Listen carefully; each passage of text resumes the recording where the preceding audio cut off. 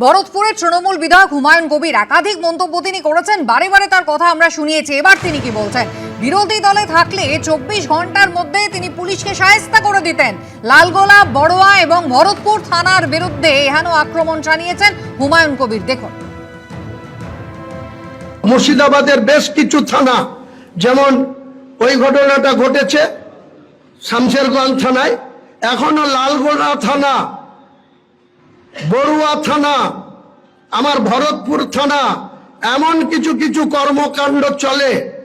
আমি যদি বিরোধী আসনে থাকতাম 24 ঘন্টা সময় লাগতো না এসব শায়েস্তা করতে, কিন্তু আমার হাত পায়ে বেড়ি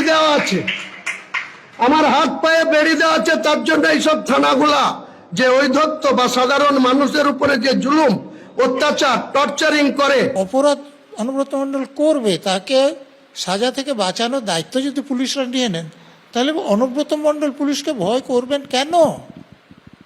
করছেন না, করবেন না, এবং এর জন্য অনুব্রত মণ্ডল কিছু হবে না। তার আইনজীবীরা যদি তার শরীর খারাপের কথা বলেন, আমরা কোর্টের উপর আস্থা রাখছি, কোর্ট এবার ডিসাইড করুক, কোর্ট যে রায় দেবে, আইনের পথে চলবে। তৃণমূল কংগ্রেস কোনো রকমের অন্যায় কাজকে এন্ডোর্স করে না, প্রথম দিনের বক্তব্যে পরিষ্কার। এই বিষয়ে আদালত যেভাবে নির্দেশ দেবে সেইভাবেই পুলিশ তার অ্যাক্ট করবে। পুলিশ তো ইতিমধ্যে এফআইআর করেছে এবং তার মধ্যে নন বেলেবল ধারায় এফআইআর রয়েছে। কথা বলিয়ে দিচ্ছি, মমতা ব্যানার্জি ডেপুটি স্পিকার, বীরভূমের কোর কমিটির চেয়ারম্যান আশিস ব্যানার্জিকে ফোন করে না, আশিস ব্যানার্জির সামনে কেষ্টকে ফোন করে। মমতা ব্যানার্জির স্ট্যাম্প ওর পিছনে আছে। অতএব ও যা করছে এটা কমপ্লিটলি মমতা ব্যানার্জির গাইডেন্সে করছে, এবং ওয়ান ফাইন মর্নিং ও কোর্টে যাবে, বেল পেয়ে যাবে, লিখে রাখবেন। আর বোলপুরের আইসি সাসপেন্ড হবে। আমাদের জেলার নেতাদের নিয়ে যদি কেউ খারাপ মন্তব্য করেন, আমরা তার প্রতিবাদ করি।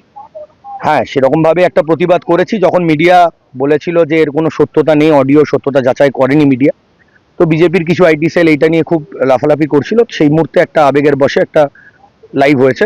যদি এক্ষেত্রে কাউরির ভাবাবেগে কোনো আঘাত দিয়ে থাকি তাহলে আমি ক্ষমা প্রার্থী, এবং আমি কাউরির ভাবাবেগে আঘাত লাগানোর জন্য এই ভিডিও করিনি। সুতরাং যদি কিছু হয়ে থাকে সেটা ভুল হয়েছে।